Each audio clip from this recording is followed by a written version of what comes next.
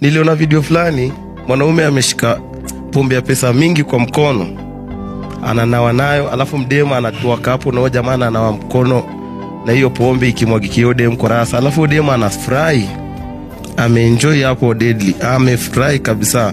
Alafu siku moja demu atasema eti sasa ameokoka, nimeacha hizo njia zangu. Hiyo kitu inanisumbua sana.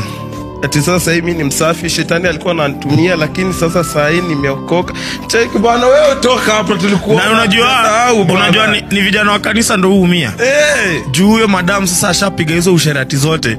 Amepiga telegrams juu ameingiza mara badizo kwa kundu. Telegram anaingiza vitu weird. Amesijui ameka tambla kwa tumbo, ametoa matiti, anachapa matiti kwa kachumbari. Kuna wengine niliona anasaviwa kama mila, amelala tu juu ya dining table. Amepangiwa tu ndani juu machakula tu. Watu wanafinya. Wanakula from the source, unasema nini? Alafu akishapiga hiyo upuzi yote, ati akifika 29 anasema ati ameokoka, sasa ati anatafuta kijana wa kanisa. Kijana amekuanga kanisa ni kusoma Biblia na kupanguza church. Kijana ukimdara tu kidogo anajimwagia. Kijana akule bidii yake, sina nataka.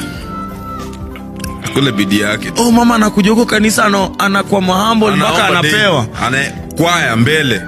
Unasikia kijana wangu ulikunda kuoa wewe, kijana mzuri sana. Kwanza ukue diko alafu bibi ndio huyu. Poa dada Felista. Kashaenda huko kameharibiwa, huko kametembea na kina Dante. Sijui amekewa chupa. Manze mbona